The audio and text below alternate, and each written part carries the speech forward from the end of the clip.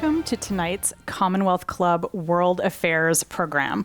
I'm Annalee Newitz. I'm a science journalist who also writes science fiction, and I'm the co-host of the podcast Our Opinions Are Correct, and I am your host for tonight and the moderator.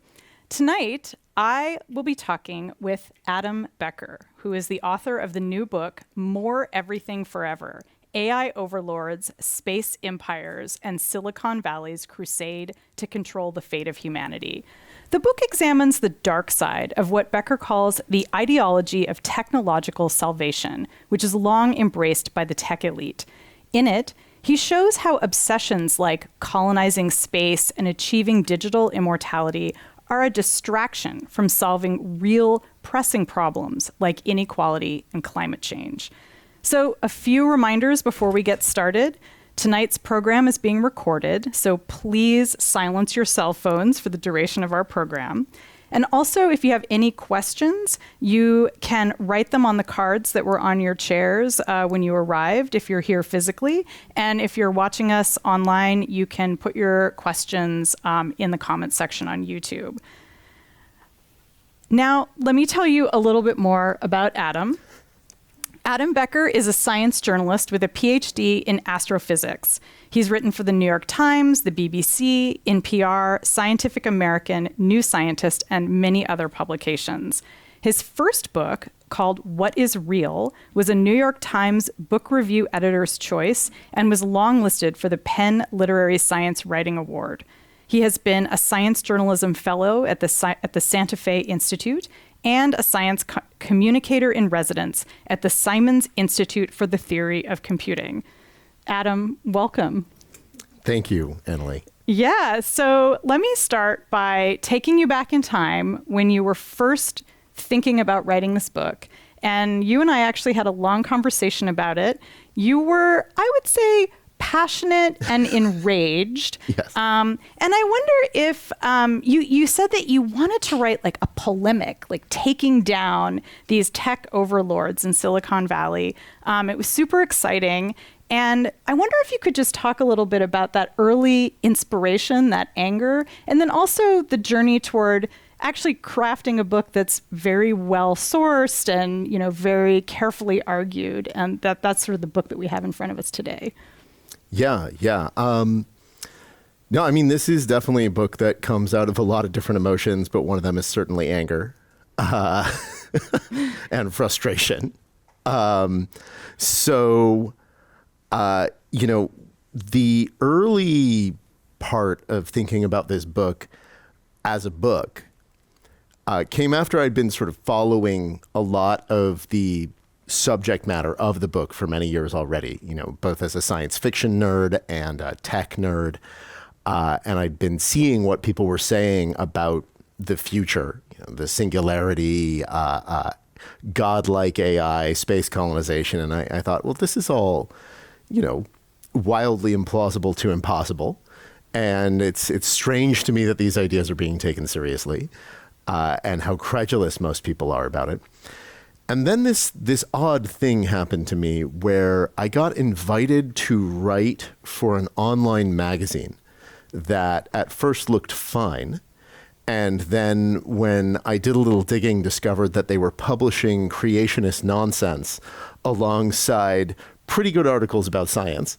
And as a way of, you know, I think it was deliberate as a way of, you know, making the creationist stuff look more legitimate than it really was. And then when I went digging to figure out where the funding for this magazine was coming from, what I found was that all of it was coming from Peter Thiel, the venture capitalist. And that got me thinking about sort of why people take the pronouncements of these tech billionaires so seriously. Because they're in tech, there's this idea that they must know a lot about science and technology, when in fact, all that being a tech billionaire really means for sure is that you know a lot about being rich. Mm-hmm. Mm-hmm. That is so interesting. I mean, there's a bunch of ideas in this book about why Silicon Valley tech leaders are obsessed with AI and space. space colonization, and we're going to get to that in a second.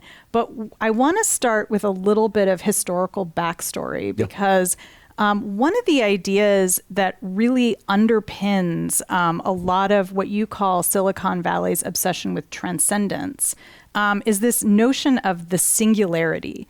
And I wonder if you could just tell us a little bit about what that idea is, where it comes from, and how it's really informing, companies today, like OpenAI, for example. Yeah. So the idea of the singularity, well, first, what the singularity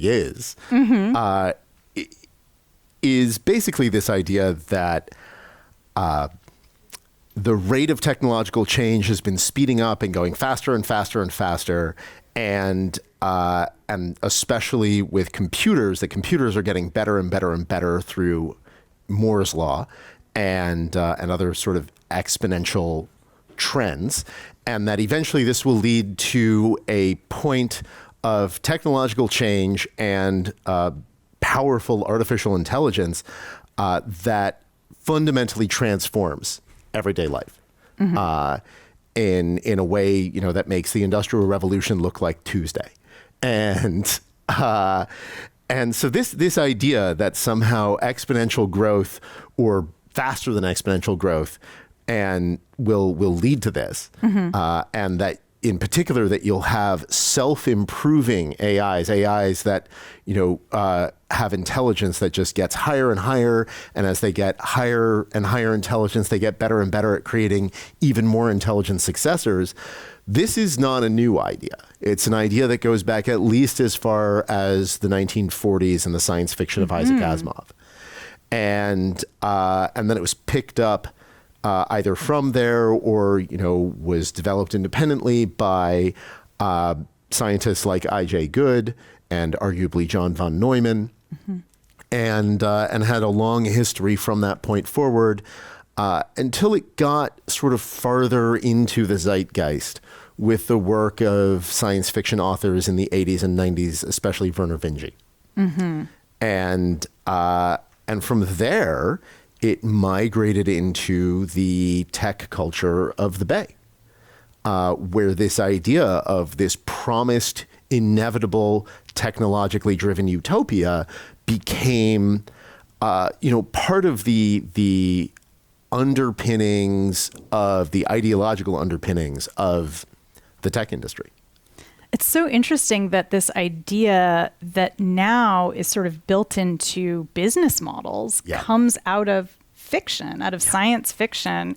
I wonder if you could talk about so now we have kind of modern outgrowths of this singularitarian philosophy or narrative. And some of those modern outgrowths go by the names of effective altruism. We have the rationalist or the neo-rationalist movement, and long-termism. I wonder if you could talk about some of those ideas in the context of AI development and kind of thinking around AI concurrently. Yeah. So the ideas about AI that underpin the work that's being done at the biggest and most prominent AI companies like OpenAI, Anthropic, DeepMind, you name it, came out of these subcultures that formed around ideas like the singularity and other, related ideas in the 90s and early 2000s that talked about these ideas about the future, like the singularity and other sort of transhumanist ideas, the idea that you can transcend the human condition with technology and go beyond the limitations of mere biology, physics, laws, morality, and in particular, this notion of a singularity and of an intelligence explosion, an artificial intelligence that will constantly improve itself until it reaches godlike levels of superintelligence, is what the founders of OpenAI, Anthropic, and these other firms had in mind when they started these companies. It's what they're aiming at. So really from 80s science fiction to the present day. Yeah. So one of the pleasures of reading this book, one of the many pleasures, is you spill a lot of tea about kind of really internecine philosophical debates, like at some of these companies, but also among the kind of philosophers whose ideas are informing the development of AI. Yeah. So some of these debates that you talk about, they're just weird. Yeah. Some of them are disturbingly racist or super anti-democratic, but they're key to understanding how a company like Anthropic or OpenAI is being run. So I wonder if you could just introduce us to some of this by maybe telling us a story about an unknown philosophical debate, or perhaps an odd philosophical debate that you encountered researching this that actually we all should know about in order to understand this field. Sure, yeah. I mean, one of the things that makes it both strange and difficult to research these communities and these ideas is that so much of the conversation happens on internet bulletin boards and email listservs and stuff like that, and sometimes they're not archived particularly well. For example, one of the websites where a lot of the debate around advanced AI and the singularity has been happening, or at least was happening maybe about 10 years ago, is, well, I can't believe I'm about to give them a shout out, but a place called Less Wrong. Okay. Which there's a whole story behind that name that I'm not going to get into. But there was a conversation on there about, I guess it was about 10 or 15 years ago, where one of the members of that community talked about, taking all of these ideas for granted. This is one of the things that's so odd about the communities that form around these ideas, is they start getting, wrapped up in their own little worlds where they talk about these ideas like the singularity and start taking increasingly abstruse ideas increasingly seriously. And so one of the people on this message board, a guy named Rocco, came up with this idea that a future super intelligent AI could make deals with people that lived in its past through a sort of perversion of a kind of decision theory that they believed that many of the people on this website believed was true, and that through the making of such a deal, it could, this future superintelligence could issue threats to people that were previously unaware that it would exist, or that previously were aware that it would come to exist if they did not, hasten its arrival. In other words, threatening people in its past, our present, with eternal digital torture, basically, in a digital version of hell. Mm-hmm. And so this became known as Rocco's Basilisk. Mm-hmm. And the founder of Less Wrong, a guy named Eliezer Yudkowsky, mm-hmm. Eventually came in and put the hammer down and started yelling at this guy, saying, I can't believe that some people will be smart enough to come up with a genuinely new idea, but stupid enough to tell everybody about it even when they knew it was dangerous. I'm shutting down this conversation. It's been damaging to the mental health of many of the people on this board. And while Yudkowsky and others now claim that nobody ever took it that seriously, the fact that this idea was entertained seriously enough that it led to that kind of conversation, and several people on the board suffering serious psychological distress for a science fiction fantasy. And I say this as a huge science fiction fan. Yeah. Yeah. It indicates that something's gone horribly wrong. Yeah, because what we're talking about is an AI that's sort of traveling back in time to issue threats to people who aren't spending money to make that AI happen? Essentially, it's more like making deals with people in its past, even though it can't directly communicate with them. It doesn't make a lot of sense. And yet, this community and its ideas are taken very, very seriously. at the highest levels of these companies. Sam Altman, CEO of OpenAI, said that Eliezer Yudkowsky, founder of LessWrong, may one day deserve the Nobel Peace Prize for his work on AI work. Yeah, I mean, and I think that's one of the things that, maybe the public doesn't realize as much is how much these kinds of ideas, even though they sound like a bad Star Trek episode, like a really bad Star Trek episode, are actually like influencing business plans. Yeah. And I wonder if we could like step back for a second and do a little debunking, because you have a scientific background. And I know that part of what you really want to talk about in this book is how so many of these ideas just have no basis in scientific reality at all. So can you talk a little bit about some of the claims that are made about AI and what the reality is?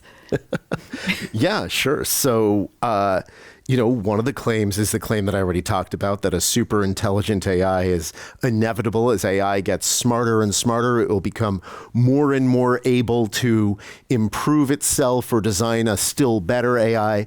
And this will lead to a runaway intelligence explosion and the singularity and the transformation of humanity and human civilization. This is not an idea that is taken seriously by, the majority of AI scientists and AI researchers, and with good reason, right? First of all, it depends on a notion of intelligence as a single number that just can be ratcheted up or down. Often this is something that is discussed on these message boards, and people will talk about things like IQ as a proxy for intelligence. But the fact is that the history of intelligence testing in humans is pretty much a history of racism and eugenics. And there's no statistical evidence for a single monolithic number that measures intelligence in humans, much less anything else. So you've got that problem. There's also the problem that intelligence is really a feature of communities or cultures rather than individual people, right?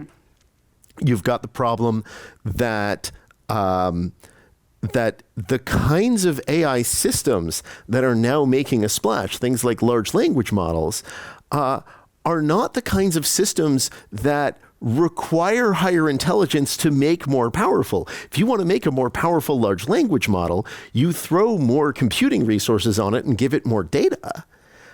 You don't, use your cleverness to design a better one. It's not like if you have a bigger one that will help you design an even bigger one. That's just not how these systems work. In fact, we don't, their interior workings are somewhat opaque. But it's also not even the case that if you throw more data and resources at them, that they necessarily get better in proportion to the amount of resources you've thrown at them, or even necessarily get better at all. So that's just one set of problems with one of these ideas about the future that these people are taking very, very seriously. Yeah, and it seems like that idea really plays into a lot of the accelerationist thinking that you're talking about in the book, about how a lot of this rhetoric is used as an excuse to just extract more value, to, suck up more energy. I want to switch gears to talk about colonizing space, because this book it goes from thinking about intelligence, like deep inside of us, and then goes deep into outer space. And for a lot of these guys, and I say guys because it's mostly men who are the thinkers and the funders of these companies, there's a kind of a philosophical bridge between superintelligence and colonizing space and going as much as possible into space. So what's the connection between building a superintelligent AI and the urge to colonize Mars or even the whole universe? Like, what's the philosophical bridge there? Yeah, so if you ask the people who believe in this stuff, they'll say, well, space is where most of the resources are in the universe.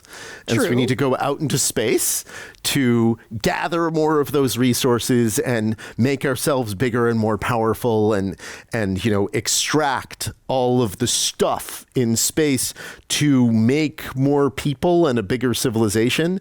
And that AI will also help with, overcoming the barriers to going to space and keep us safe when we're in space. But if you look at the history of these ideas, if you look at whether or not they're actually good ideas, you start to see a different picture with a different connection between the two ideas, and it looks a lot more like the AI, the giant super intelligent AI, is God, and space is heaven. Can you talk about that more? How are they conceiving of space as heaven? It's where you go to live in the future. It's where you go to live forever under the watchful eye of a super intelligent AI. And it's the place where all of the billionaires' fantasies can come to life. Right? You go to space to escape the government. You go to space to escape limits on growth. You go to space to build your own civilization with yourself at the top and no democratic accountability. So it's a rich source of fantasy for them.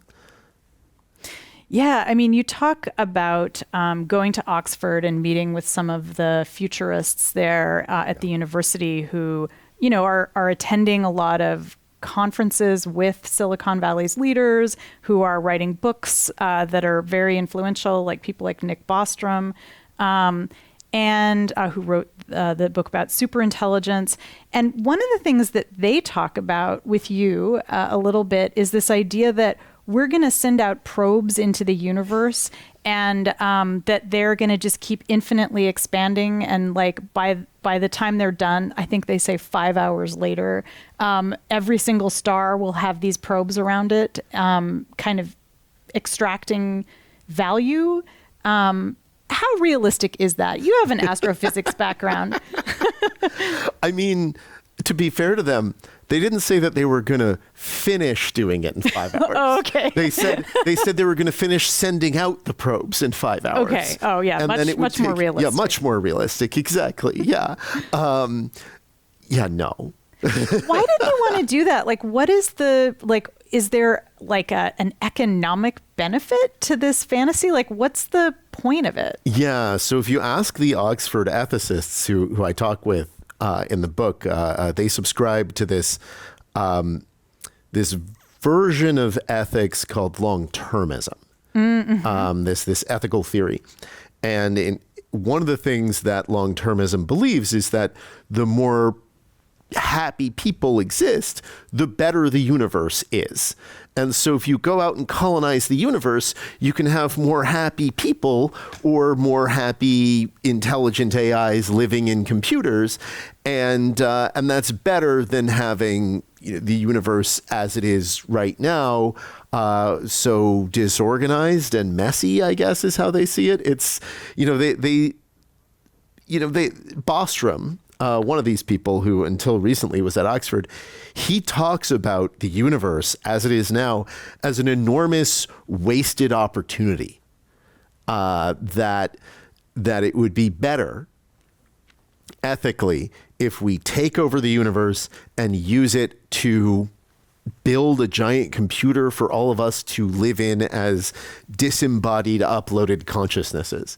He even says that, that he sees this. I think he said this to you, that he sees the future, the inevitable future of human civilization as a ball of dense computational matter expanding at nearly the speed of light until it takes over the entire universe. That doesn't sound like paradise to me. I mean, basically converting the universe into like a giant Minecraft game. Yeah, where we're all pretty much. uploaded into Minecraft and hanging out. Yeah. One of the ideas that animates this notion you talk about in the book it's a thought experiment called the repugnant conclusion, Yeah. which A, is a great name. But B, I want you to just unpack it for us, because I think it gets to the heart of what a lot of these guys are thinking about when they imagine the future. Yeah. So the repugnant conclusion is something that comes from the same sort of corner of ethics that spawned long-termism.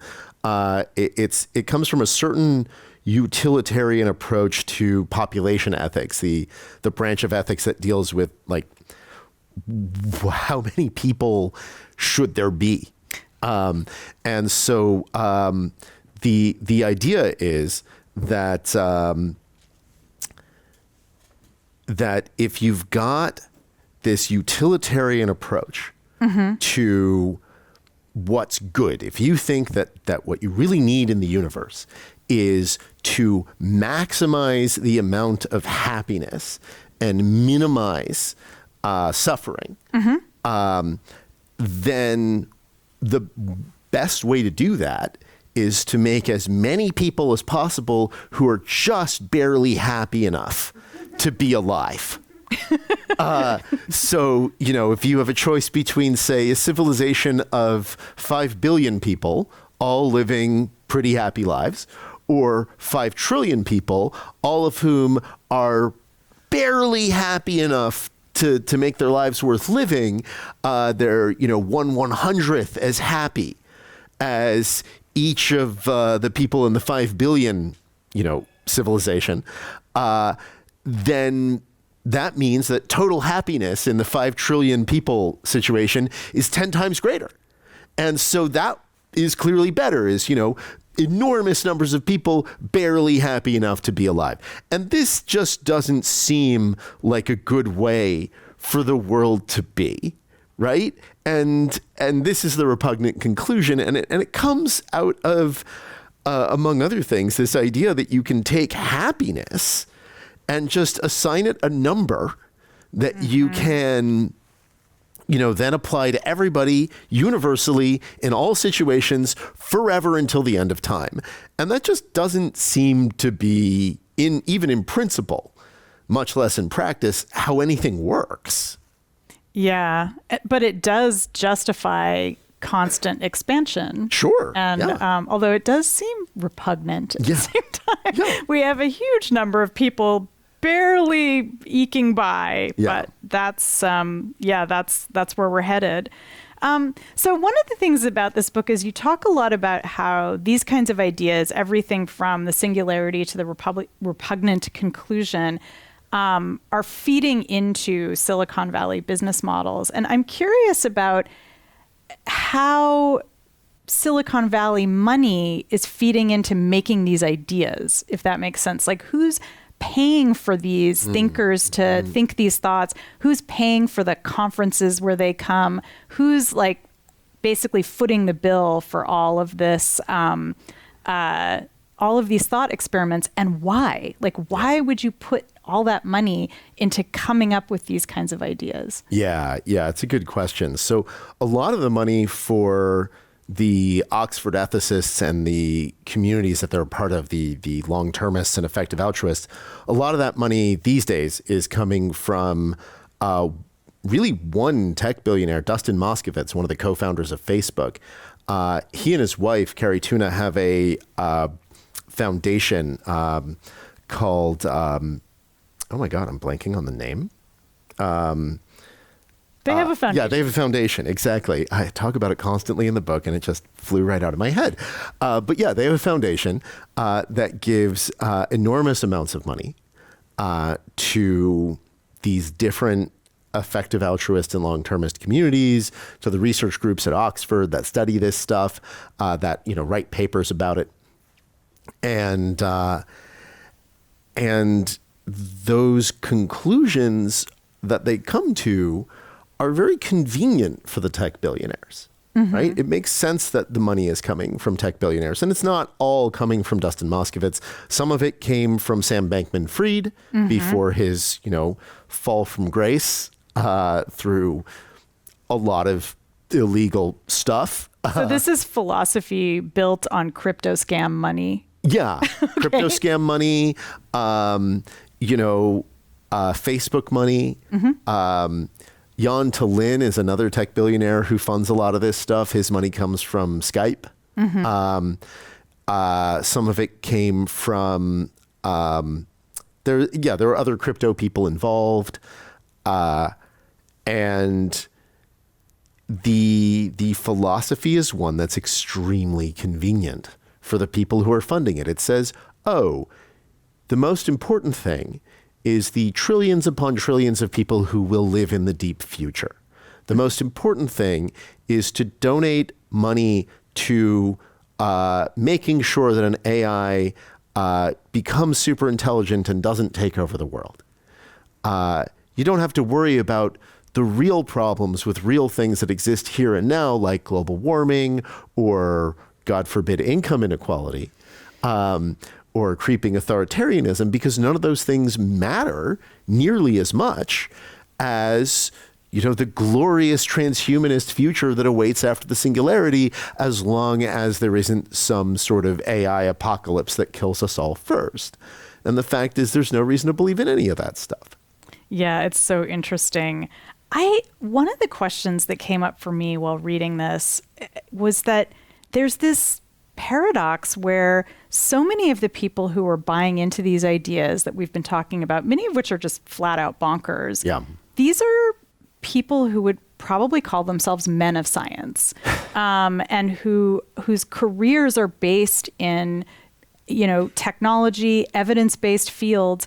Why are they so drawn to pseudoscience? Like, what makes a person who's invested in science fall for this kind of pseudoscience? Yeah, I think that there are ideas about the future that, these ideas don't come from the billionaires, right? The idea of going out into the universe and taking over all of the resources, the idea of a super intelligent AI, these ideas are culturally powerful independently of the billionaires, right? The billionaires learned about them from the same place that the rest of us did, from science fiction. And I'm not saying that something's wrong with science fiction. I'm saying, I love science fiction. I know you do too. But, yeah. But it's easy, I think, to look at science fiction and think, this is what the future holds or what the future should hold. And the fact is, that's not what science fiction is about, right? Science fiction isn't meant as an instruction manual. Science fiction is a reflection of where we are now. But if you are very comfortable and extremely, have so much money that you never have to ask yourself uncomfortable questions about anything, really, because nobody around you challenges you on anything, then it's pretty easy to just look at something and say, I think that's cool. And it seems plausible, so we should do it. And then you think that you're right all of the time. And if you think you're right all of the time, then you stop caring about what, say, experts might think on a particular subject, because now you think you're an expert. And if somebody else knows more than you do, well, then how come you have more money than they do? Yeah. The Protestant ethic. Yeah. Yeah. So do you think there's any kind of underlying fantasies that are fueling this pseudoscience? Like, are there any kind of desires that that these tech leaders, are driven by? I mean, we've talked a little bit about the accelerationist idea and how they want to keep expanding and generating more value and taking more energy. Yeah. Are there other things that are kind of propelling them that you think? Yeah. I mean, I think it's a lot of what propelled them to make that much money in the first place, right? I mean, $1 billion or $100 billion, it's an absurd amount of money. Where does the impetus to create and hoard that much wealth come from? I mean, it can come from a lot of different places, but I think in a lot of cases it comes from fear, right? A fear that you don't have enough, a fear of losing control. And this is why it seems that there isn't ever enough for these guys, right? Literally, the world is not enough for them, right? And so they have, created these James Bond supervillain schemes to try to get more. And at the end of the day, I think the thing that they fear most, and it's a natural fear, but is the final loss of control. They fear death. And they hope to find a way around it. And some of them are very explicit about this. But the prospects for digital immortality are just about as good as the prospects for Musk's plan to put 1 million people on Mars by 2050. You can't do it. Wait, we're not going to have a Mars colony of immortal beings anytime soon? No. So I wanted to, before we open it up to audience questions, I wanted to ask you about, there's this really great quote you have toward the end of the book where you're sort of summing up a lot of this stuff that we've been talking about. And you say, this is why the tech billionaires tell us their futures are inevitable, to keep us from remembering that no human vision of tomorrow is truly unstoppable. And I wanted to get you to talk a little bit about that, because to me, I loved that so much, because one of the things that has gone wrong with a lot of the thinking in Silicon Valley is this idea that there is one unstoppable future. And here in this book, you do a lot of thinking about how actually there are multiple possible futures. And I want you to talk a little bit about what's valuable about that. Why do we need to think about the future as being plural instead of just the one mission to preserve our bodies forever, go to Mars, conquer the universe? Yeah, no, it's a good question. I mean, I think that a lot of the thinking around this in Silicon Valley comes out of things like video games, like Civilization, where there's a tech tree, right? And it's just predefined, and you just work through it, either faster or slower, and maybe there's a couple of choices that you can make. You can go left or right, but it's sort of, the future is already revealed. It's on rails, and you just go down it at a particular speed. And that's not how anything works, right? Technology and technological development, like anything else that humans do, is filled with contingency and choice. And we have choices that we can make, but it's convenient for the leaders of Silicon Valley to deny that such choices exist and to say that it's inevitable, because, not only does that, make us forget that choices can be made, but it absolves them of responsibility, right? If it's all inevitable, well, then they're just revealing what was going to happen anyway. And so they can't be held responsible for the harms that they inflict on the world.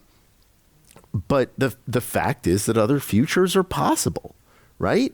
We have a setup here in the Bay Area, in Silicon Valley, and in the tech industry that insulates the largest tech companies from any kind of democratic accountability, right? And of course, they want to keep things that way. So, of course, they lined up behind Trump. But the fact is that it doesn't have to be that way, right? We could, if we wanted to, as a culture, and not just in this country, but elsewhere, create mechanisms of democratic accountability. And there are moves to do that in other countries, not so much in this one right now.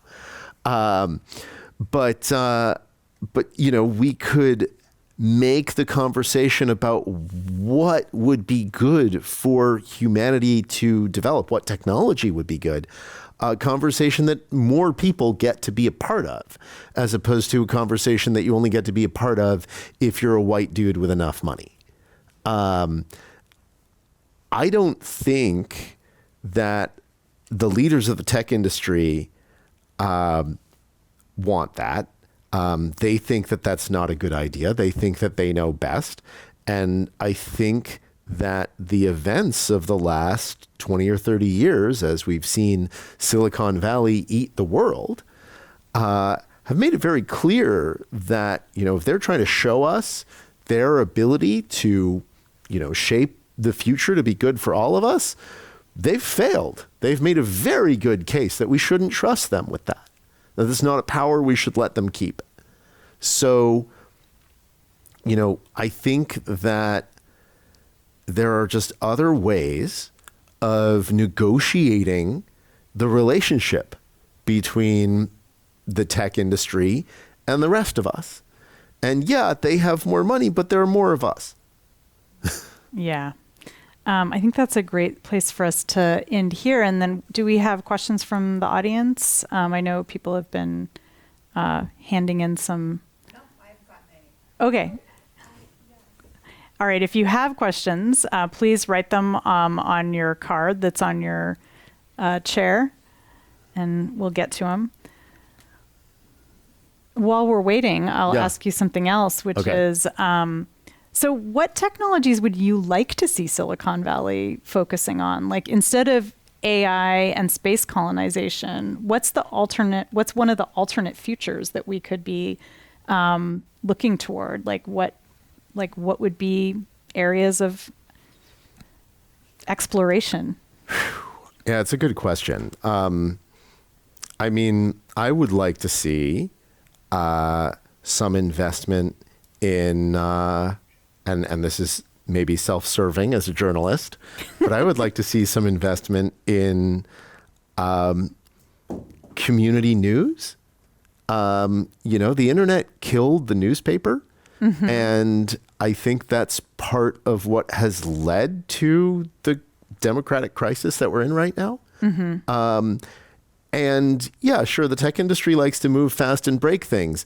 I don't think breaking things is good. And I don't think that that's something that anybody should aspire to. I think it's better to fix things. Yeah. And so, I would like to see some work on, funding news, like reliable news, and ways of helping people discern what's real and what isn't, as opposed to, say, developing a machine that spews shit at scale with a huge carbon footprint. But who would do that? Yeah. Hard to say. Yeah. Okay. So we have a question from the audience, which is, so which of these ideas and plans that you've talked about in the book do you think are furthest along, and which are the most worrying to you? Yeah, that's a good question. I think which ones are furthest along and which ones are most worrying?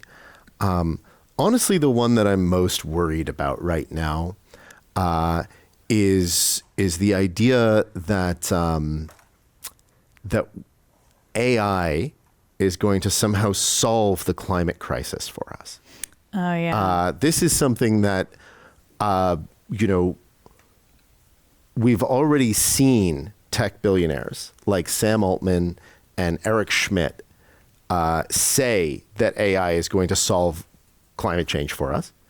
And we've seen them use this as an excuse to throw more money and especially electricity and power generation at AI data centers.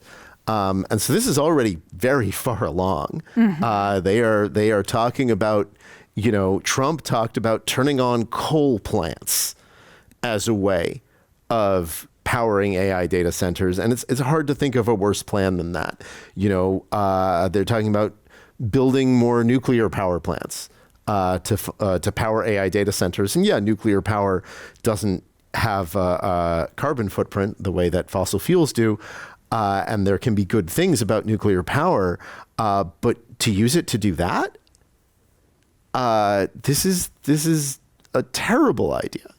And I really think that the trend toward AI as a panacea, when in fact there's a lot that it can't do and not much that it's a great solution to out of the box, I think is really damaging, and especially to the climate.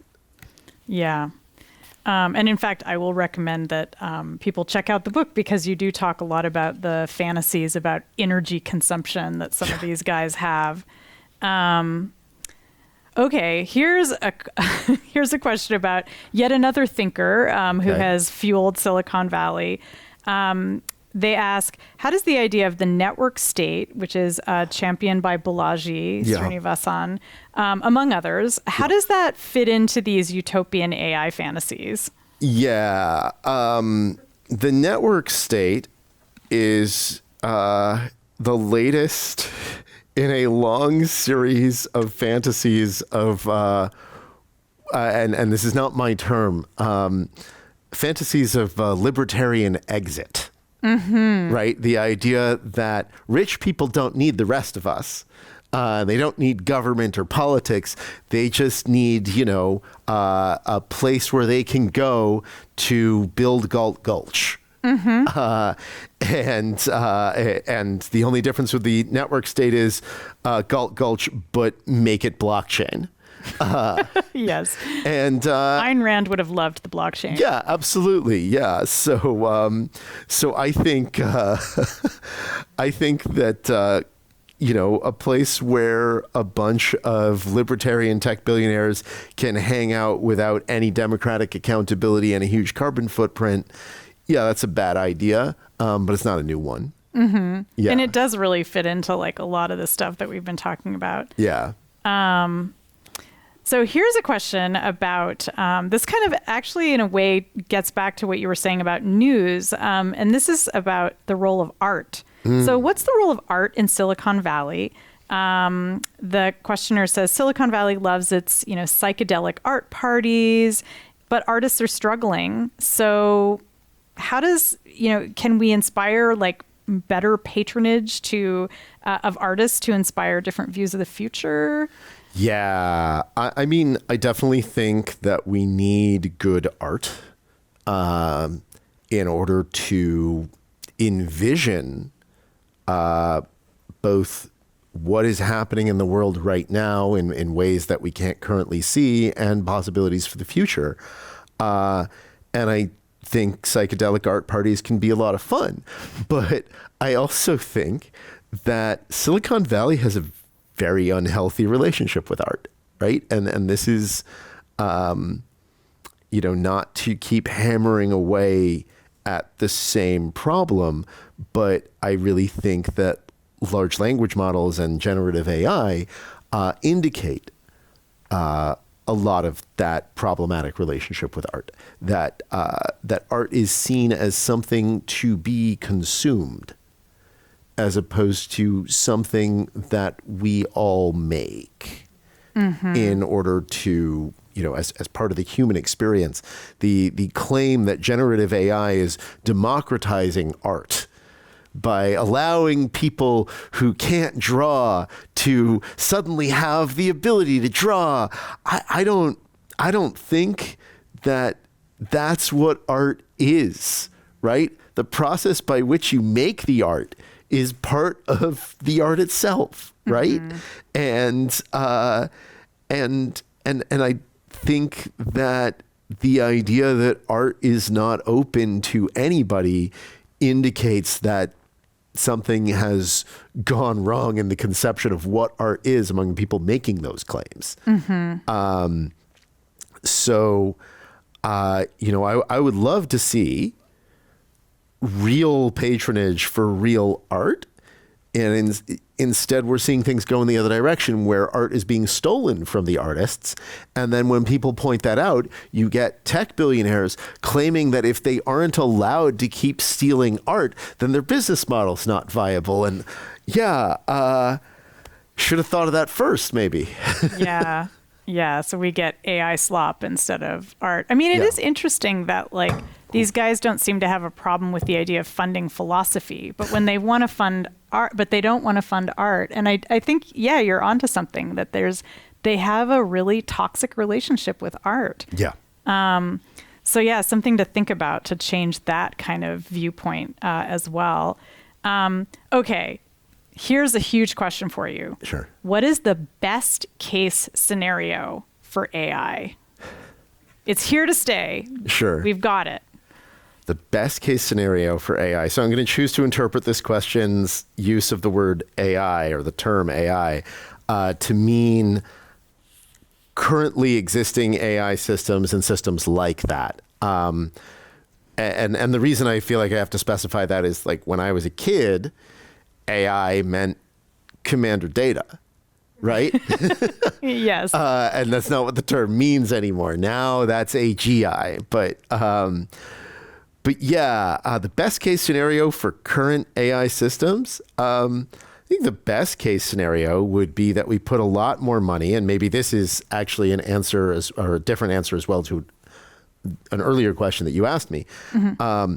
Best case scenario would be that we find a way to get their power consumption down, hopefully by finding ways of making them a lot more efficient. Mm-hmm. Because I don't think that people are going to, these companies are certainly not going to voluntarily give them up. And a lot of people like them. So it would be good to find a way to make them use a lot less power.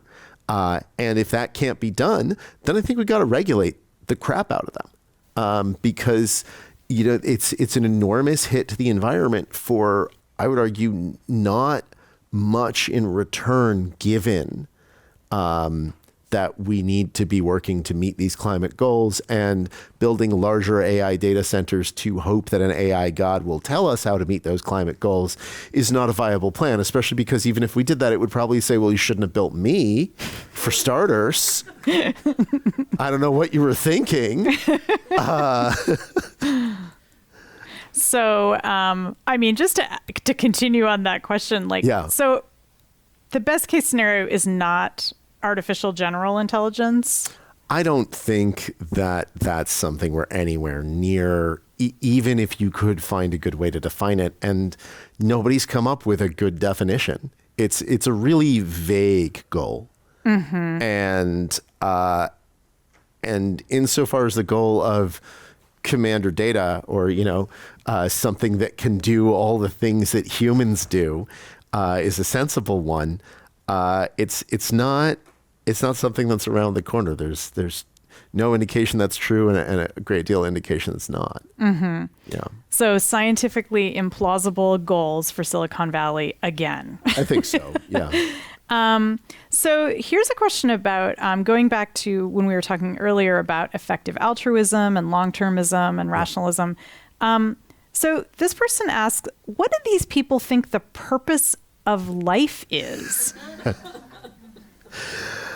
I'm just glad that whoever wrote this didn't ask me what the purpose of life is. It's much easier to answer what other people just ask ChatGPT. Yeah. Oh, yeah. I think that a lot of them think that that the purpose of life is to make as much utility in the universe as possible, where utility is defined as total happiness minus total suffering. Mm-hmm. And then what does that mean? Well, it doesn't mean much of anything, right? Mm-hmm. How are you going to define happiness in a monolithic way such that, you could take all the happiness of every single being in the universe and add it up, and then do the same thing for suffering. And you have to find a way to add up all of the different kinds of happiness such that you get one number, and the same thing for suffering, right? Where's a stub toe, and then where's genocide? Mm-hmm. Right? Where's going on a roller coaster and having a really good time, and where's, taking a long walk with a friend. Mm-hmm. this is, I think, in principle, a hopeless task. And yet I think it's appealing to think that you can reduce the entire universe and the meaning of life to an optimization problem. Because then all you have to do is optimize it. And that's just calculus, right? But that's not how life works. I mean, it's just a math problem. Yeah. So are there any sort of revealing stories about some of these tech leaders that like didn't make it into the book that you wish you could have put in there? Yeah, there are a lot of those. But there's one in particular that I really wish I could have put in the book. But it didn't fit. So one of the billionaires who I pick on in the book, because he's got it coming, is Marc Andreessen, who, one of the wealthiest and most influential venture capitalists in the world, and, was instrumental in the early days of the internet and developing HTML standards, creating some of the most popular early web browsers, that kind of thing. And I think he seems to believe that this makes him a general expert on everything. And one of the unpleasant pieces of research I had to do for the book was to read a manifesto that he posted online in, I want to say, late 2023, called the Techno Optimist Manifesto. And then I had to go listen to his podcast about that manifesto that he recorded with Ben Horowitz, his co-founder at his venture capital firm, Andreessen Horowitz. And the two of them were talking about this manifesto and about the unbounded possibilities of technological progress. And Andreessen was making a large number of very silly, questionable, or just wrong statements. Like, he claimed that capitalism is best for the people who have the least money, which is a lot. But the strangest and funniest thing that he said, though, and I really, really wish I could have put this in the book, he was talking about natural disasters. And he made the claim, which, there's probably a version of this claim that's true. He made the claim that a smaller number of people, or a smaller, fraction of people are dying of natural disasters now than did 200 years ago because of technology. And he started listing the different ways that nature can kill you. He said, you can die of being too cold. You can die of heat stroke. You can die from a hurricane. You can die from an earthquake or a landslide. And then if you watch the video, you can sort of see the wheels turning in his head. And he says, yeah, something like 150 years ago, there was a molasses flood in Boston, and it killed a lot of people. Nature is really vicious. I'm like, yeah, it is absolutely true. There was a molasses flood in Boston about 100 years ago. It did kill a lot of people, dozens of people. It was an industrial accident caused by an improperly built storage tank. And in the investigation after the accident, trying to explain how it had happened, it led to better regulation of industry to keep that from happening again, something that Andreessen, of course, hates. So I guess he has to think that it was a natural disaster. It does lead, though, to the question, where does Marc Andreessen think molasses comes from? Did Marc Andreessen think that, there was a molasses spring that welled up? Does Marc Andreessen think that there was a molasses storm surge? Does Marc Andreessen think that the molasses levee broke? And I think at the end of the day, the right answer is Marc Andreessen wasn't thinking at all when he said that. Yeah. Yeah. And also that there's this kind of slippage between thinking of the industrial world and the natural world as being kind of the same thing. Yeah. Because industry is inevitable, just like nature, right? So it fits perfectly into that. So we're wrapping up now, and I want to ask a final really great question that we got from the audience, which is there any significant resistance to these ideas in Silicon Valley? Is there a skeptical or opposition movement that's growing? And could you talk about that a little bit? That's a good question. I think that these ideas are not taken terribly seriously by most of the people who work for the companies that these billionaires run, right?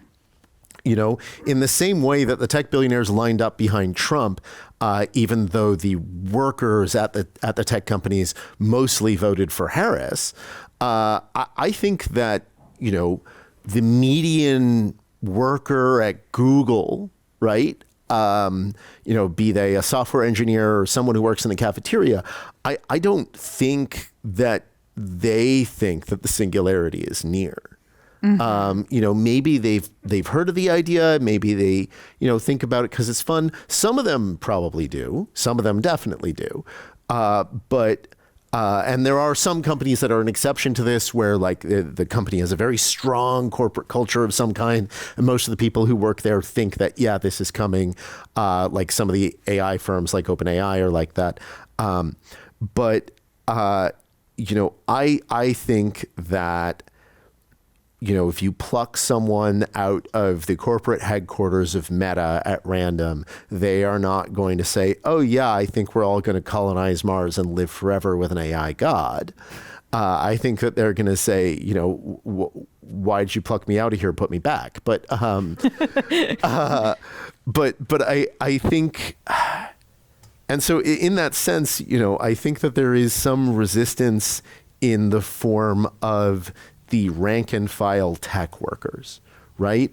And one of the things that we're starting to see that gives me great hope is unionization efforts in Silicon Valley as a counterbalance to these tech billionaires. I was talking actually just a few days ago with our mutual friend Max Gladstone, and he pointed out something really important, which is we were talking about how these billionaires are not going about doing philanthropy in the same way as the billionaires of the first Gilded Age, like Carnegie and Rockefeller, right? They're not creating giant public institutions that have their names on them. Instead, they're funding, Oxford philosophers and effective altruists and trying to, go out and colonize the universe. And you get Bezos saying that Blue Origin, his space company, is his legacy. And you get,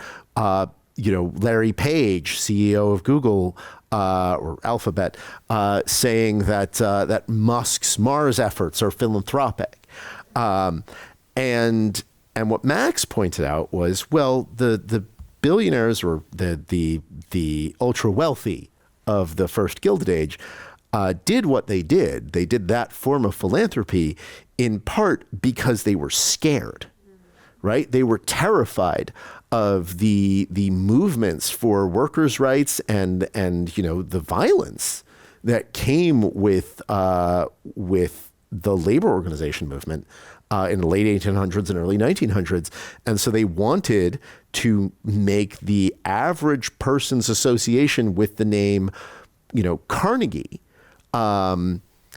They wanted to make that like the first, second, and third associations with that name be things like, libraries and music and public goods. And that happened, not to say that, philanthropy from the ultra wealthy is the solution to this problem. It's part of how we got here in the first place. And, billionaire philanthropy is not something that they do that we should be grateful for. It deserves our skepticism because it's an exercise of power. But part of the reason that these billionaires feel so free to exercise all of that power is because there hasn't been a strong opposing movement. And I think organization, labor organization, political organization is the way forward to do that. Because again, there are more of us than there are of them. Yeah. I think that we're starting to see that also with the anti-Musk protests too, and the anti-Tesla protests, which are causing some fear, I think. Yeah. And in a way that may be productive as we move forward. Yeah, So absolutely. The board of Tesla is making noises about possibly replacing Musk. So those movements to organized labor can really help to push back against these kind of pseudoscience fantasies, even though they seem like they're coming from very different places. They're actually arguing about a lot of the same issues, about the value of human life and where we should be putting our resources. So thank you so much. This was an amazing conversation. Thank you to Adam Becker. We encourage you guys to pick up a copy of Adam's book. It's for sale out there. You can get it at the library or a bookstore. And for more information about membership or upcoming in-person and virtual Commonwealth Club programs, please visit commonwealthclub.org. And I'm Annalee Newitz, and take care. Thanks very much. Thank you.